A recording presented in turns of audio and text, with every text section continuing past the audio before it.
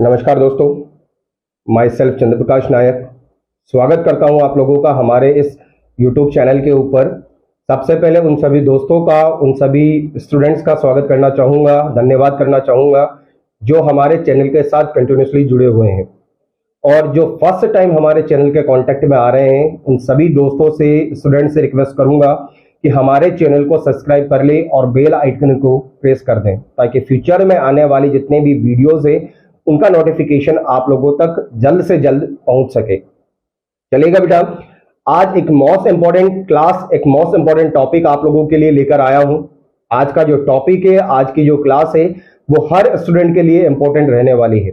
चाहे आप लोग एकेडमिक सेशन के लिए तैयारी कर रहे हैं या फिर आप लोग कंपटीशन लेवल के लिए तैयारी कर रहे हैं, इवन अगर आप लोग किसी भी क्लिनिकल इंस्टीट्यूशन के अंदर वर्किंग फेज में भी हैं तो भी आज की क्लास आप लोगों के लिए काफी ज्यादा इंपॉर्टेंट रहने वाली है। जिस टॉपिक के बारे में, जिस क्लास के बारे में आज के लेक्चर के अंदर हम लोग डिस्कशन करेंगे, वो क्लास हमारी रहने वाली है केयर ऑफ न्यूबॉर्न के ऊपर।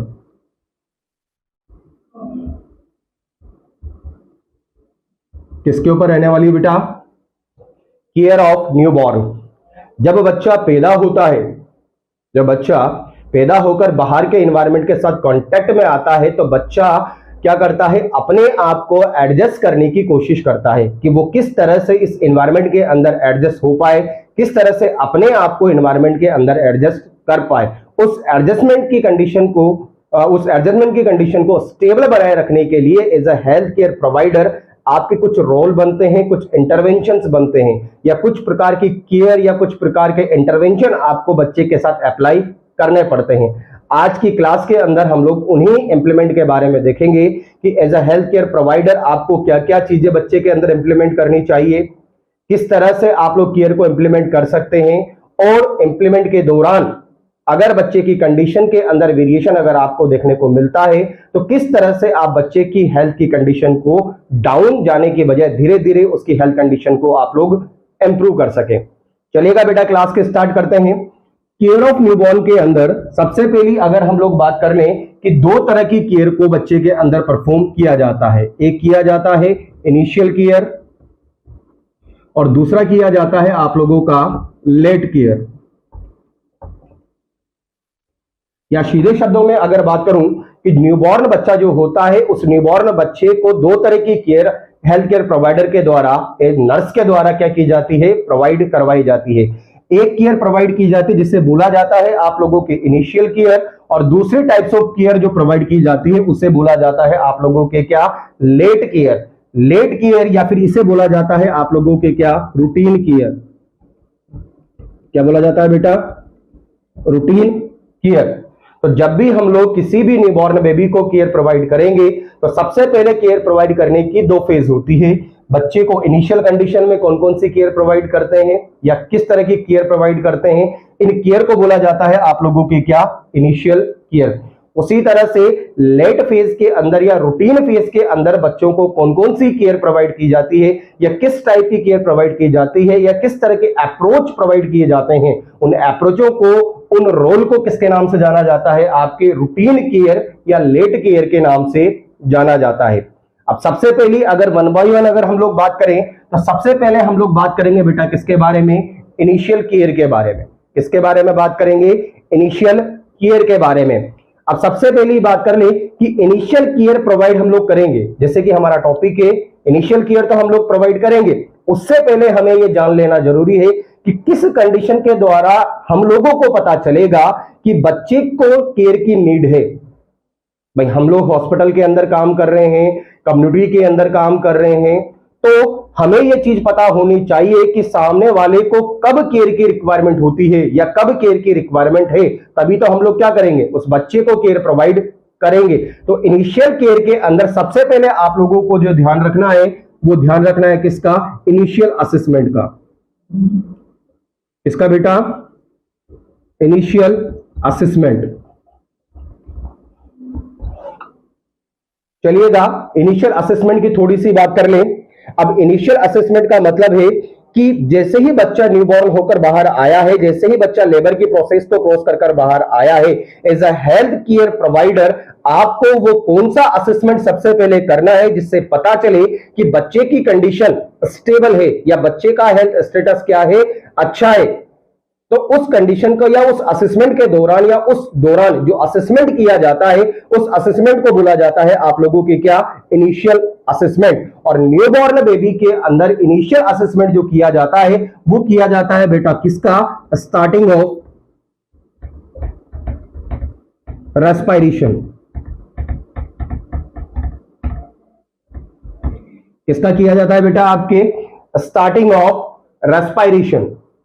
अब स्टार्टिंग ऑफ रेस्पिरेशन की बात कर ले तो यहां से कुछ क्वेश्चंस बनेंगे जो आपके कंपटीशन के लेवल के लिए भी काफी ज्यादा इंपॉर्टेंट रहने वाले हैं। सबसे पहला क्वेश्चन, इनिशियल असेसमेंट के दौरान वो कौन सा एस्पेक्ट होता है जिसका हेल्थ केयर प्रोवाइडर सबसे पहले चेकआउट करता है या सबसे पहले असेसमेंट करता है।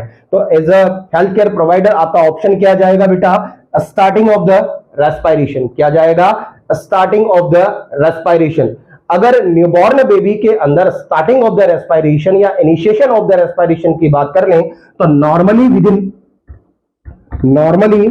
विदिन 30 सेकंड के अंदर, नॉर्मली विदिन 30 सेकंड के अंदर बच्चे के अंदर क्या हो जाता है, इनिशिएशन ऑफ रेस्पिरेशन या फिर स्टार्टिंग ऑफ रेस्पिरेशन हो जाता है। अगर बच्चे के अंदर 30 सेकंड के अंदर, ध्यान दीजिएगा कि अगर किसी बच्चे के अंदर जो न्यूबॉर्न प्रोड्यूस हुआ है उस न्यूबॉर्न के अंदर 30 सेकंड के अंदर अगर इनिशिएशन ऑफ रेस्पिरेशन स्टार्ट नहीं हुआ है, ध्यान रखना क्या है, विदिन 30 सेकंड के अंदर अगर रेस्पिरेशन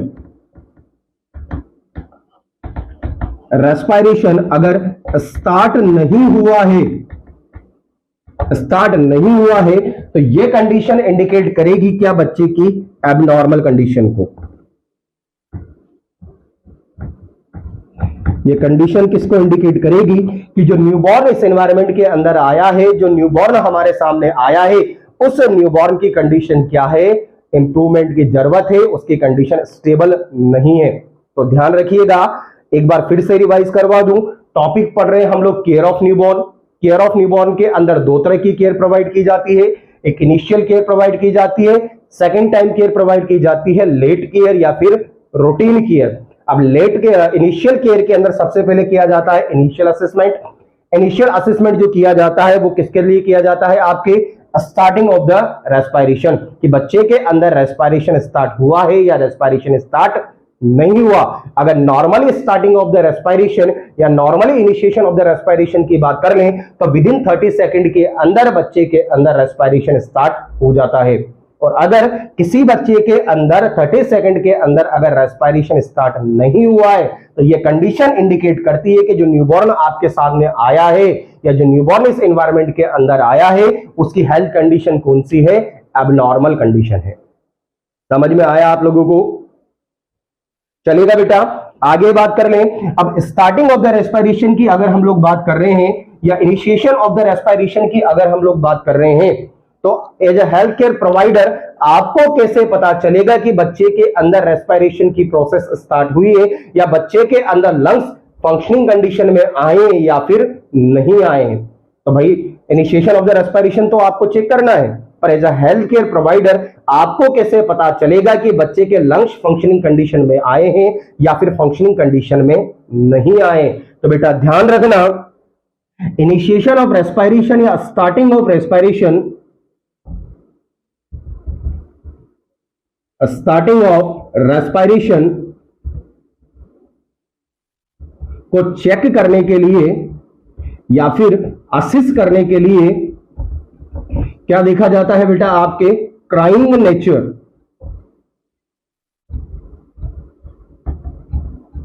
नेचर ऑफ न्यूबॉर्न।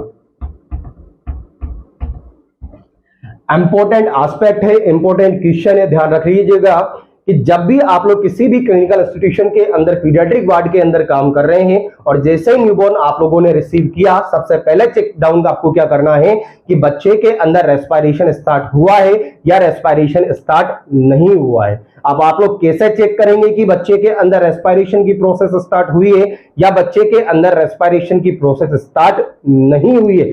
या फिर बच्चे के अंदर लंग्स फंक्शनिंग कंडीशन में आए हैं, या फिर बच्चे के अंदर लंग्स नॉन फंक्शनिंग कंडीशन के अंदर आए हैं, तो इन सभी चीजों का आपको पता कहां से चलेगा कि आप लोगों को बच्चे के अंदर क्या देखना है, क्राइंग की नेचर को देखना है। यानी कि बच्चा जब ब्रीथ कर रहा है, या सॉरी बच्चा जब बाहर आया है, लेबर प्रोसेस के दौरान बाहर आया है या लेबर के बाद बाहर आया है, उस समय बच्चे का क्राइंग नेचर या बच्चे की रोने की आवाज किस तरह की है, तो बच्चे की रोने की आवाज क्या है, किस तरह की है, इससे आपको पता चलेगा कि बच्चे के अंदर रेस्पिरेशन की प्रोसेस स्टार्ट हुई है या फिर नहीं हुई है। अब पता कैसे चलेगा, जरा ध्यान दीजिएगा कि बच्चे के अंदर जो क्राइंग की नेचर होती है बेटा, इन क्राइंग की नेचर को 3 कंडीशन के अंदर या 3 टाइप के अंदर डिवाइड किया जाता है। सबसे पहला गुड क्राइंग,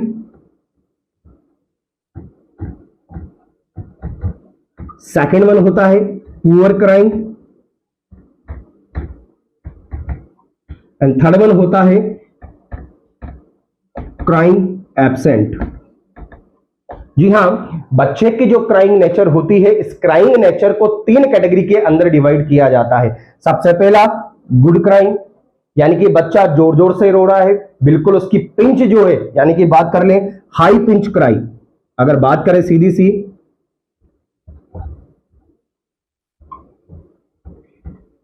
अगर बच्चे की क्राइंग की टोन, क्राइंग की पिंच क्या है, अच्छी है, हाई क्वालिटी की क्राइंग की पिंच है, तो इंडिकेशन किसकी करेगी कि बच्चे के अंदर क्राइंग क्या है, गुड कंडीशन में है।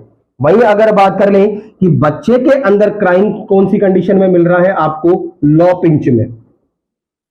ध्यान रखिएगा कि बच्चे की अगर क्राइंग की टोन या बच्चे की अगर क्राइंग की पिंच कौन सी है आप लोगों की, लो पिंच है, बच्चा धीरे रो रहा है, रुक रुक के रो रहा है, तो ये कंडीशन इंडिकेट करेगी किसको बेटा, पुअर क्राइंग की कंडीशन को। थर्ड वन कंडीशन आप लोगों को अच्छी तरह से पता है कि अगर बच्चे के अंदर क्राइंग ही एब्सेंट हो तो वो क्या होगा आप लोगों का, एब्सेंस क्राइंग। तो न्यूबॉर्न के अंदर as a health care provider आपको 3 तरह की क्राइंग के नेचर को नोट डाउन करना है कि बच्चे के अंदर क्राइंग की जो पिंच है वो हाई है, क्राइंग की जो पिंच है वो लो है, या फिर ना तो हाई है ना लो है, क्राइंग बिल्कुल क्या है आप लोगों की एब्सेंस है। तो इस तरह से आपको पता चलेगा कि बच्चे के अंदर स्टार्टिंग ऑफ रेस्पिरेशन हुआ है या स्टार्टिंग ऑफ रेस्पिरेशन नहीं हुआ है। अगर बात कर ले हाई पिंच क्राई की, हाई पिंच क्राई की अगर हम लोग बात करें तो हाई पिंच क्राई के अंदर क्या होता है, बच्चा जोर से प्रेशर लगाकर रोएगा, चिल्लाएगा। उस कंडीशन में क्या होगा कि बच्चा जैसे ही रोएगा तो बाहर से एयर का बबल्स या बाहर से एयर क्या करेगी, फोर्सफुली कहां पर करेगी, प्रेशर आपके ट्रेकिया के द्वारा होते हुए कहां पर करेगी, बच्चे के लंग्स में, और लंग्स क्या हो जाएंगे, एक्सपेंड हो जाएंगे। और जैसे ही लंग्स एक्सपेंड होंगे बच्चा क्या करेगा, नॉर्मल रेस्पिरेशन को स्टार्ट कर देगा। वहीं अगर एयर का प्रेशर कम हुआ या बच्चे की वॉइस की टोन या बच्चे की क्राइंग की टोन कैसी हुई, आप लोगों के लो हुई, तो उस कंडीशन के अंदर एयर तो एंटर करेगा पर उस एयर का प्रेशर इतना नहीं होगा कि वो लंग्स को क्या कर सके, प्रॉपर रूप से एक्सपेंड कर सके। मतलब बच्चे के अंदर लंग्स का एक्सपेंडेशन तो हुआ है, लंग्स पहले तो हैं पर वो प्रॉपर तरीके से एक्सपेंड नहीं हुए। तो यहां पर आपको कैसा देखना देगा कि बच्चे के अंदर रेस्पिरेशन के अंदर अल्टरेशन आपको देखने को मिलेगा। और वहीं अगर बच्चे के अंदर क्राइंग क्या हो, कंप्लीटली एब्सेंट अगर आपको देखने को मिले, तो उस कंडीशन के अंदर माना जाता है कि बच्चे के लंग्स क्या है, जन्म के बाद कोलैप्स कंडीशन में है और बच्चे ने क्या किया है, आप लोगों का रेस्पिरेशन स्टार्ट नहीं किया है। तो ध्यान रखना, स्टार्टिंग ऑफ रेस्पिरेशन आपको चेक करने के लिए क्या करना पड़ेगा, क्राइंग नेचर को नोट डाउन करना पड़ेगा।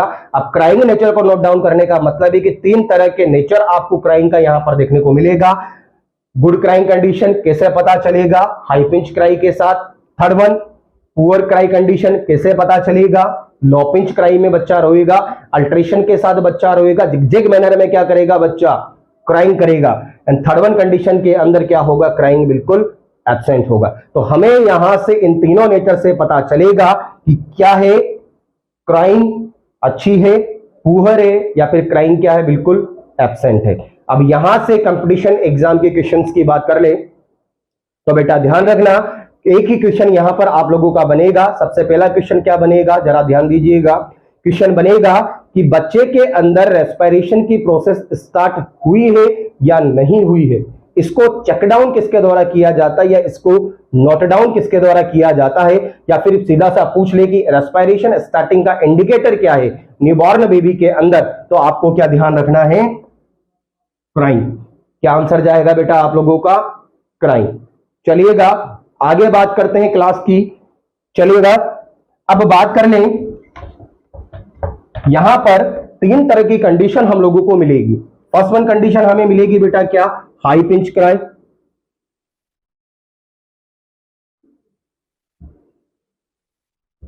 सेकंड वन हम लोगों को मिलेगी लो पिंच क्राई।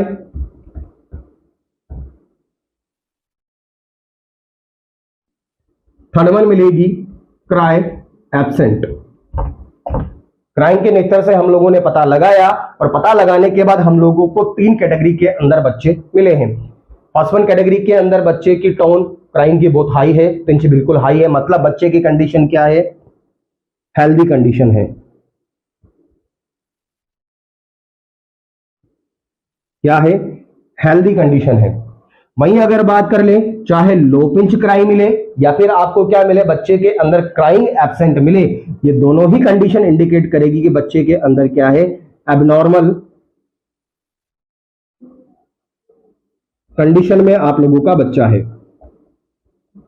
अब एबनॉर्मल कंडीशन के अंदर अगर बात कर लें कि बच्चे के अंदर में भी पॉसिबिलिटी है कि कौन कौन सी कंडीशन आप लोगों के हो सकती है, तो सबसे पहले हो सकता है आरडीएस।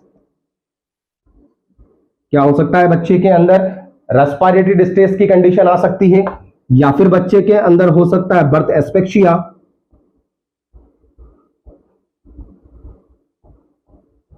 क्या कंडीशन आ सकती है बच्चे के अंदर? एस्पेक्सिया आ सकती है। या फिर बात कर ले बच्चे के अंदर लेबर प्रोसेस के दौरान ट्रॉमा हो सकता है, या फिर बच्चे के अंदर कंजेनाइटल एनोमलीज हो सकती है।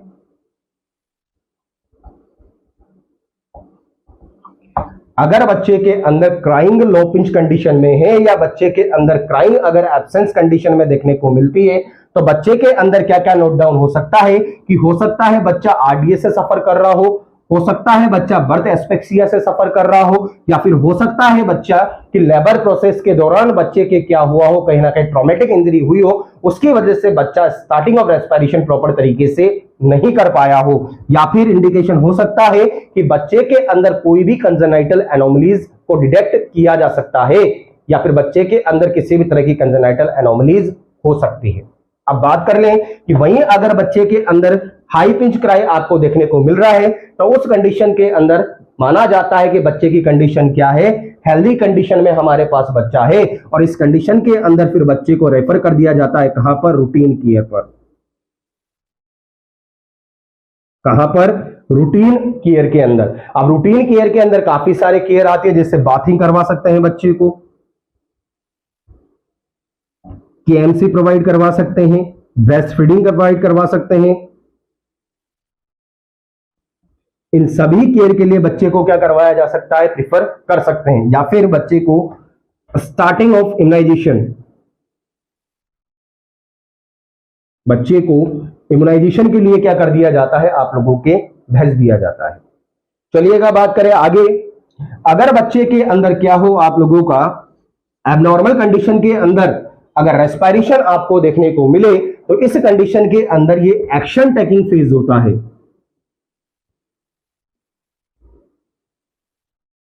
ये क्या होती है आप लोगों के? एक्शन टेकिंग फेज होती है। किसके लिए होती है बेटा? किसी भी हेल्थ केयर प्रोवाइडर या फिर नर्सिंग ऑफिसर के लिए इट इज इंपॉर्टेंट कंडीशन होती है कि अगर बच्चे के अंदर लो पिंच क्राई अगर आपको देखने को मिल रहा है या क्राइंग कंडीशन अगर आपको एब्सेंस देखने को मिल रही है, तो यहां पर अल्ट्रेशन, यहां पर नोट डाउन या यहां पर नोटिस किया जाता है हेल्थ केयर प्रोवाइडर के द्वारा कि ये हम लोगों का क्या है? एक्शन टेकिंग फेज है। अब इस कंडीशन के अंदर हमें क्या करना पड़ेगा? इमीडिएट एक्शन लेना पड़ेगा। क्या करना पड़ेगा? इमीडिएट एक्शन लेना पड़ेगा। क्यों? क्योंकि अगर लो पिंच क्राई है, अगर लो पिंच क्राई है और हेल्थ केयर प्रोवाइडर ने अगर इमीडिएटली यहां पर एक्शन नहीं लिया या फिर नर्सिंग ऑफिसर्स के द्वारा यहां पर एक्शन नहीं लिया गया, तो ये लो पिंच क्राई में भी पॉसिबिलिटी हो सकती है कि बच्चे के अंदर परमानेंटली क्राइम क्या हो जाए? एब्सेंस हो जाए, यानी कि कंडीशन कैसी होने लग जाएगी? धीरे धीरे सीवियर होने लग जाएगी। वहीं अगर बच्चे के अंदर क्राइंग एब्सेंट है, दैट मींस कंडीशन क्या है? ऑलरेडी सीवियर है। कंडीशन क्या है? ऑलरेडी सीवियर है। और अगर आप लोगों ने यहां पर एक्शन नहीं लिया, तो मैं भी पॉसिबिलिटी है कि बच्चे की क्या हो सकती है? डेथ हो सकती है। इस कंडीशन के अंदर जैसे ही हेल्थ केयर प्रोवाइडर को लॉपिंज क्राई या फिर क्राइंग एब्सेंट मिलेगा, वो क्या करेगा, आप लोगों का एक्शन टेकिंग फेज के अंदर आएगा। और एक्शन टेकिंग फेज के अंदर क्या करेगा क्या करेगा हेल्थ केयर प्रोवाइडर, दो तरह की अप्रोच को अप्लाई करेगा। यानी कि अगर दोनों तरह की कंडीशन अगर आपको देखने को मिलती है तो नर्सिंग टेकिंग फेज या नर्सिंग एक्शन आपके दो अप्रोचेबल होते हैं। सबसे पहला अप्रोचेबल आप लोगों का क्या होता है, maintain the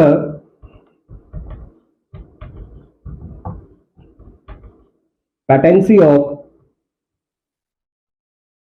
airway.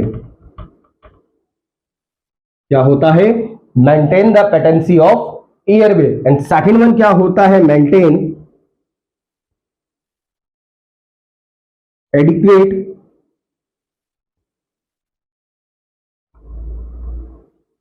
Breathing pattern.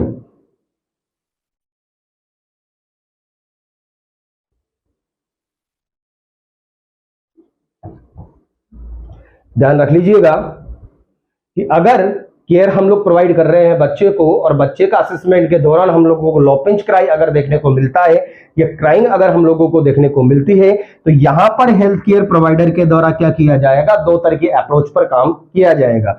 सबसे पहला अप्रोच जो होता है आप लोगों का वो क्या होता है, maintain the patency of airway. यानी कि बच्चे का जो एयरवे है उस एयरवे के पेटेंसी को हम लोगों को क्या करना है, मेंटेन करना है। एंड सेकंड वन कंडीशन क्या है कि बच्चे के अंदर एयरवे के पेटेंसी को मेंटेन करने के साथ साथ हम लोगों को क्या करना है, बच्चे का जो ब्रीथिंग पैटर्न है उस ब्रीथिंग पैटर्न को क्या करना है, एडिक्वेट बनाकर रखना है। क्या करना है, एडिक्वेट बनाकर रखना है। अब बात कर लें कि किस तरह से बच्चे के अंदर पेटेंसी ऑफ एयरवे को मेंटेन किया जाता है, या फिर बात कर ले किस तरह से बच्चे के अंदर ब्रीथिंग पैटर्न को मेंटेन किया जाता है।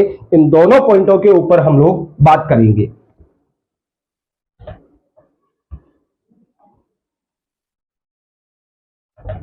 चलिएगा बेटा बात कर ले। सबसे पहला है मेंटेन द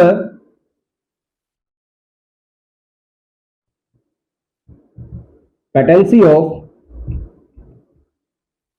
एयरवे। यानी कि बच्चे का जो ट्रेकिया है, बच्चे का जो विंड पाइप है, उस विंड पाइप एयरवे या फिर ट्रेकिया को क्या करना है, आपको कीप ओपन रखना है। पेटेंसी का मतलब क्या होता है आप लोगों का, कीप ओपन। यानी कि उसमें किसी भी तरह के ब्लॉकेज आप लोगों को नहीं आने देना है, किसी भी तरह का बैरियर आप लोगों को नहीं आने देना है। इस कंडीशन को बोला जाता है maintain the patency of the airway. और एयरवे के पेटेंसी को मेंटेन करने के लिए या एयरवे की पेटेंसी को कीप ओपन करने के लिए क्या परफॉर्म किया जाता है, सक्शन। क्या परफॉर्म किया जाता है, सक्शन। मतलब यहां पर ध्यान रखना, क्वेश्चंस यहां पर कंपटीशन लेवल का आप लोगों के बनेगा कि बच्चे के अंदर एयरवे की पेटेंसी को मेंटेन करने के लिए, ध्यान रखिएगा कि बच्चे के अंदर एयरवे की पेटेंसी को मेंटेन करने के लिए हेल्थ केयर प्रोवाइडर के द्वारा कौन सा अप्रोच यूज किया जाता है। तो आंसर किया जाएगा बेटा सक्शन, और जिसे बोला जाता है आप लोगों के क्या, नियोनेटल सक्शन। क्या किया जाता है बेटा, नियोनेटल सक्शन। इसी के साथ साथ यहां पर पेटेंसी को मेंटेन करने के लिए आप लोगों को क्या करना पड़ेगा, पोजीशन प्रोवाइड करवानी पड़ेगी। क्या करना पड़ेगा,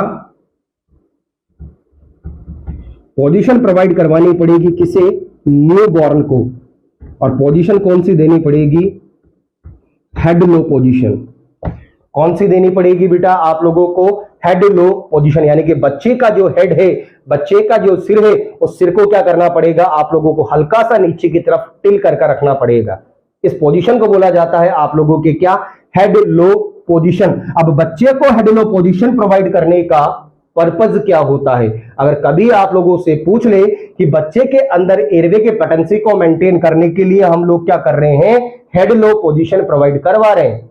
अब हेड लो पोजीशन प्रोवाइड करवा रहे हैं तो हेड लो पोजीशन का अगर आप लोगों से क्या पूछ ले, पर्पज अगर किसी भी एग्जाम के अंदर पूछ ले, या कोई भी हेल्थ केयर प्रोवाइडर या कोई भी सुपीरियर अगर आप लोगों से पर्पज का पूछ ले, तो पर्पज क्या करेगा, to prevent the risk of aspiration. क्या जाएगा बेटा, to prevent the risk of aspiration, कि बच्चे के अंदर एस्पायरेशन के रिस्क को प्रिवेंट करने के लिए, बच्चे के अंदर एस्पायरेशन के रिस्क को प्रिवेंट करने के लिए क्या किया जाता है, हेड लो पोजीशन में बच्ची को मेंटेन किया जाता है, कि अगर आप लोग क्या कर रहे हैं, एयरवे की पोजीशन को मेंटेन कर रहे हैं। समझ में आया? एक बार रिपीट कर दें, चलिएगा रिपीटिशन देख लें कि हम लोग दो तरह के अप्रोच यूज कर रहे हैं। सबसे पहला अप्रोच है आपके क्या करना है, एयरवे की पेटेंसी को मेंटेन करना है। अब एयरवे की पेटेंसी को मेंटेन करने का मतलब क्या है कि बच्चे का जो एयरवे है, इस एयरवे को आप लोगों को क्या रखना है, ओपन रखना है। ओपन रखने का मतलब बैरियर या जो भी ब्लॉकेज हो, इस ब्लॉकेज से क्या रखना है, फ्री फ्रॉम रखना है। इस कंडीशन को बोला जाता है आपके क्या करना, मेंटेन द एयरवे करना। और मेंटेन द एयरवे करने के लिए क्या परफॉर्म करते हैं हम लोग, सक्शन परफॉर्म करते हैं। और इस सक्शन को किसके नाम से जाना जाता है बेटा, आपके नियोनेटल सक्शन के नाम से जाना जाता है। किसके नाम से, नियोनेटल सक्शन के नाम से जाना जाता है। वहीं आगे बात कर ले, सेकंड अप्रोच क्या किया जाएगा एयरवे के पेटेंसी को मेंटेन करने के लिए, सेकंड अप्रोच किया जाएगा, बच्चे को क्या करवाया जाएगा, पोजीशन प्रोवाइड करवाई जाएगी। और पोजीशन भी कौन सी, हेड लो पोजीशन प्रोवाइड करवाई जाएगी। अब पूछ ले कि हेड लो पोजीशन प्रोवाइड करने का पर्पस क्या होता है, गोल क्या होता है, तो हेड लो पोजीशन प्रोवाइड करने का पर्पस या गोल क्या होता है, to prevent the risk of the aspiration, कि बच्चे के अंदर एस्पायरेशन के रिस्क को प्रिवेंट करने के लिए कौन सी पोजीशन प्रोवाइड करवाई जाती है, हेड लो पोजीशन प्रोवाइड करवाई जाती है। इन दोनों अप्रोचों के द्वारा क्या किया जाता है, हेल्थ केयर प्रोवाइडर के द्वारा मेंटेनेंस किया जाता है किसका, पेशेंट के एयरवे का। समझ में आया? चलिएगा सेकंड अप्रोच की बात कर लें।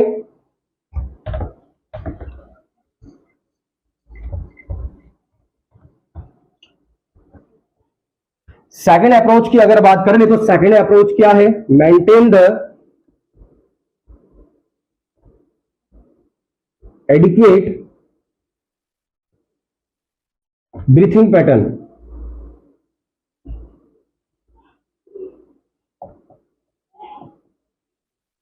सेकेंड अप्रोच क्या है बेटा, maintain the adequate breathing pattern.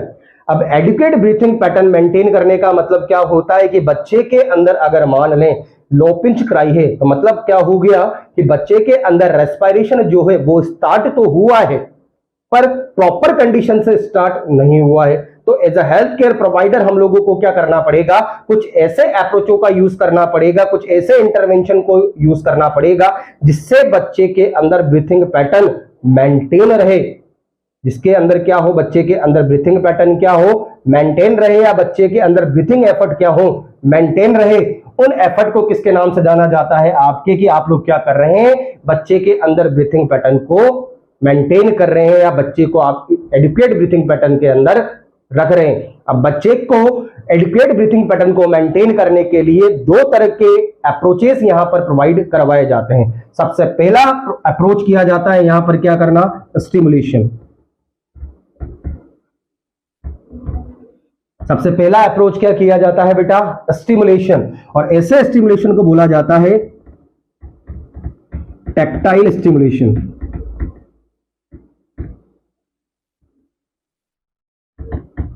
क्या बोला जाता है, टैक्टाइल स्टिमुलेशन। स्टिमुलेशन का मतलब क्या होता है कि बच्चे को रेगुलरली आप लोगों को क्या करना है, स्टिमुलेट करना है। क्या करना है, स्टिमुलेट करना है। और बच्चों को स्टिमुलेट करने का जो प्रोसीजर है वो किसके नाम से जाना जाता है, आप लोगों के टैक्टाइल स्टिमुलेशन के नाम से। किसके नाम से, टैक्टाइल स्टिमुलेशन के नाम से। अब इस टैक्टाइल स्टिमुलेशन के अंदर हेल्थ केयर प्रोवाइडर को जो काम करना है, टैक्टाइल स्टिमुलेशन के अंदर हेल्थ केयर प्रोवाइडर का जो काम होता है वो काम क्या होता है, रबिंग करना। किसको, बैक को, या फिर सोल को, पाम को, नी जॉइंट को। आपको क्या करना है, बच्चे के जो पाम होते हैं, बच्चे के जो पैरों के जो सोल होते हैं, उन सोलों पर रेगुलरली आप लोगों को क्या करना है, इस तरह से टैप आउट करना है, रेगुलर पिंच करना है। ठीक है, रेगुलर पिंच करना है, या हल्का सा क्या करना है, आप लोगों को टैपिंग करना है, स्टिमुलेशन देना है। या फिर बच्चे की जो बैक है उस बैक को आप लोगों को क्या करना है, इस तरह से रबिंग करनी है। ये प्रोसीजर किसके नाम से जाना जाता है, आपके टैक्टाइल स्टिमुलेशन। अब इन सभी वर्क का या इन सभी किए गए अप्रोचों का स्टिमुलेशन या इन सभी किए गए अप्रोचों का रिजल्ट क्या मिलेगा, रिजल्ट आप लोगों को यह मिलेगा कि ये जितने भी आप लोगों के पर्पस हैं या जितने भी आप लोगों के इंटरवेंशन है, ये सभी इंटरवेंशन क्या करते हैं, फोर्सफुली रेस्पिरेशन की प्रोसेस को स्टिमुलेट करते हैं। क्या करते हैं, यहां पर ये जितने भी किए गए जो वर्क है हेल्थ केयर प्रोवाइडर के द्वारा, ये सारे क्या करते हैं, फोर्सफुली रेस्पिरेशन को स्टिमुलेट करते हैं। और बच्चे के अंदर क्या करता है, यही फोर्सफुली रेस्पिरेशन क्या करता है, बच्चे के अंदर स्टार्टिंग ऑफ रेस्पिरेशन करवाने में हेल्प करता है। क्या करता है, स्टार्टिंग ऑफ रेस्पिरेशन करवाने के अंदर क्या करता है, हेल्प करता है। तो इसके द्वारा आप लोग क्या कर सकते हैं, बच्चे के अंदर एडुकेट ब्रीथिंग पैटर्न को मेंटेन कर सकते हैं। ध्यान रखिएगा, सेकंड अप्रोच था हमारा बच्चे के अंदर एडुकेट ब्रीथिंग पैटर्न को मेंटेन करना। मेंटेन करने के लिए हेल्थ केयर प्रोवाइडर के द्वारा क्या किया जाता है, स्टिमुलेशन प्रोवाइड करवाया जाता है। स्टिमुलेशन प्रोवाइड करवाने का नाम किसके नाम से जाना जाता है, टैक्टाइल स्टिमुलेशन के नाम से जाना जाता है। टैक्टाइल स्टिमुलेशन के अंदर हेल्थ केयर प्रोवाइडर क्या काम करता है, रबिंग करता है बैक को, सोल को, पाम को या फिर नी जॉइंट को। ये सारे हेल्थ केयर प्रोवाइडर के द्वारा किए गई अप्रोच क्या काम करती है, फोर्सफुल रेस्पिरेशन को स्टिमुलेट करवाती है। और ये फोर्सफुल रेस्पिरेशन का जो स्टिमुलेशन है ये क्या करवाता है, आपके ब्रीथिंग पैटर्न को मेंटेन करने के लिए या स्टार्टिंग ऑफ रेस्पिरेशन के लिए क्या करता है, हेल्प करता है। तो इन सभी अप्रोचों के द्वारा हम लोग क्या कर सकते हैं, एडुकेट ब्रीथिंग पैटर्न को मेंटेन कर सकते हैं। चलिएगा सेकंड अप्रोच की बात कर लें। अब यहां पर सेकंड अप्रोच के अंदर हम लोग क्या करते हैं, पोजीशन प्रोवाइड करवाते हैं। क्या करवाते हैं, पोजीशन प्रोवाइड करवाते हैं। अब पोजीशन प्रोवाइड अगर यहां पर हम किसी भी बच्चे को पोजीशन प्रोवाइड करवा रहे हैं तो पोजीशन हमें कौन सी देनी है, स्लाइटली हेड एलिवेटेड,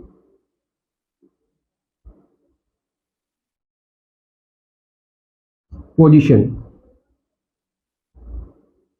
ध्यान रखिएगा कि बच्चे के अंदर एडुकेट ब्रीथिंग पैटर्न को मेंटेन करने के लिए कौन सी पोजीशन प्रोवाइड करवाई जाती है, स्लाइटली हेड एलिवेटेड पोजीशन। यानी कि बच्चे के हेड को आपको क्या करना है, हल्का सा एलिवेट करना है, ज्यादा एलिवेशन नहीं करना है। क्या करना है, हल्का सा एलिवेशन आप लोगों को रखना है। और ये हल्का सा एलिवेशन क्या करेगा, बच्चे के अंदर प्रॉपर तरीके से एयर के मूवमेंट को हेल्प करवाएगा या प्रॉपर तरीके से एयर के पासेस को क्या करवाएगा, हेल्प करवाएगा। और क्या कर सकता है, बच्चे के अंदर एडुकेट ब्रीथिंग पैटर्न को मेंटेन कर सकता है। यहां पर हेल्थ केयर प्रोवाइडर को जो नोट करना है, यहां पर हेल्थ केयर प्रोवाइडर के लिए जो इंपॉर्टेंट पॉइंट है, वो इंपॉर्टेंट पॉइंट क्या है कि यहां पर आपको क्या करना है, अवॉइड करना है हाइपर एक्सटेंडेड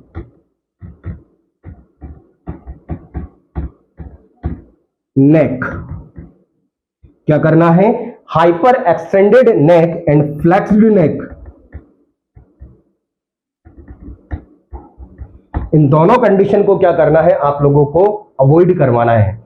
यानी कि बच्चे की कंडीशन को क्या करोगे, हाइपर एक्सटेंडेड अगर आप लोग करोगे, हल्का सा ज्यादा अगर आप लोगों ने एलिवेशन कर दिया तो उस समय जब आप लोग मूवमेंट करेंगे या बच्चा जब मूवमेंट करेगा तो बच्चे की गर्दन क्या हो जाएगी, इस तरह से टिल आउट हो जाएगी। और बच्चे की गर्दन अगर टिल आउट होगी, यहां से अगर बच्चे की गर्दन टिल आउट हो गई तो बच्चे का ट्रेकिया क्या हो जाएगा, ब्लॉक हो जाएगा और ब्रीथिंग पैटर्न क्या हो पाएगा, मेंटेन नहीं हो पाएगा। तो यहां पर हेल्थ केयर प्रोवाइडर के लिए ये इंपॉर्टेंट पॉइंट है याद करने का। अब इन दोनों प्रोसेस के बाद आप लोगों ने क्या कर दिया है, एडिक्वेट ब्रीथिंग पैटर्न आप लोगों ने मेंटेन कर दिया है, प्लस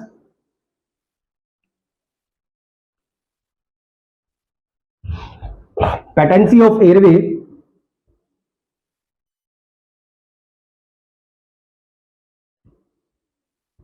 मेंटेन कर दिया है।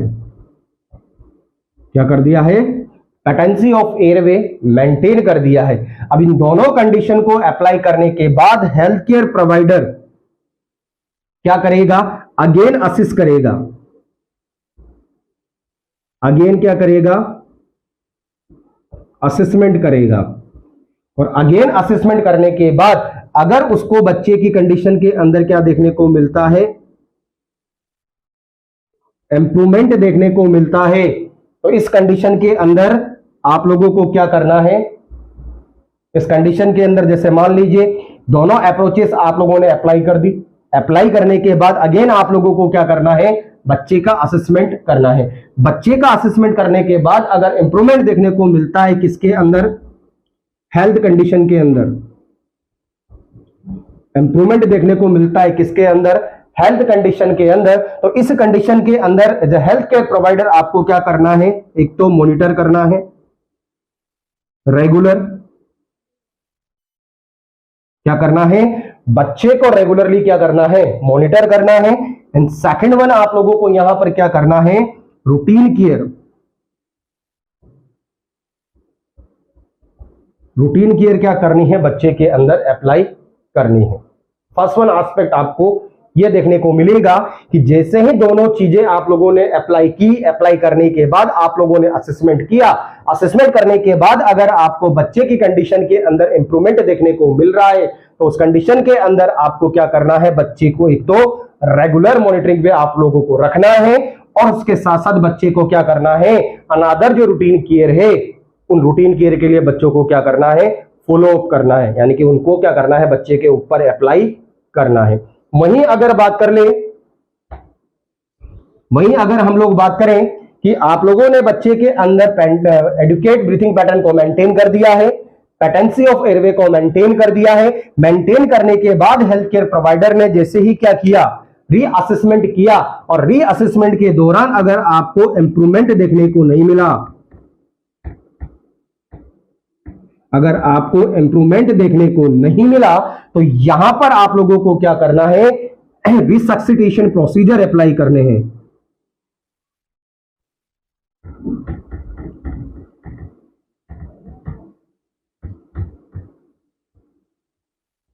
क्या करना है, रिसक्सिटेशन प्रोसीजर आप लोगों को क्या करना है, अप्लाई करना। दैट मीन्स बच्चे को क्या करना है, या तो सीपीआर प्रोवाइड करवाना है, बच्चे को क्या करना है, दो तरह के रिसक्सिटेशन प्रोसीजर आप लोग अप्लाई कर सकते हैं कि बच्चे को इमीडिएटली आप लोगों को क्या करना है, सीपीआर प्रोवाइड करवाना है, या फिर बच्चे को क्या करना है, इंक्यूबेशन प्रोसीजर अप्लाई करने हैं।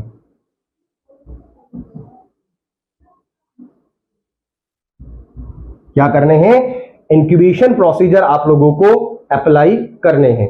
ध्यान रखिएगा कि अगर बच्चे के अंदर एडुकेट ब्रीथिंग पैटर्न को आप लोगों ने मेंटेन नहीं किया, या फिर एयरवे के पेटेंसी मेंटेन नहीं हो पाई, तो इन दोनों कंडीशन के अंदर आपको क्या करना है, रिसक्सिटेशन प्रोसीजर बच्चे के ऊपर अप्लाई करने हैं। रिसक्सिटेशन प्रोसीजर के अंदर आप लोग क्या कर सकते हैं, सीपीआर बच्चे को प्रोवाइड करवा सकते हैं, या फिर इंक्यूबेशन प्रोसीजर बच्चे के अंदर प्रोवाइड करवा सकते हैं। समझ में आया आप सभी लोगों को?